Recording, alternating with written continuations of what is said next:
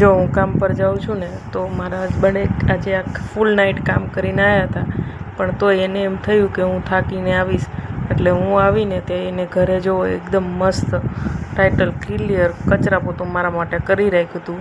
એટલે મારે ઘરે આવી અને કપડાં ઊંચા નીચે મૂકવાના જે હતા, કપડાની ઘડી પણ કરેલી હતી, ખાલી મારે મૂકવાના જ હતા કબાટમાં, અને એમને કામ કરી રાખ્યું હતું.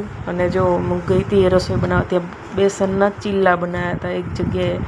તમારે કોઈને રેસીપી જોઈતી હોય તો મને કમેન્ટમાં કહેજો.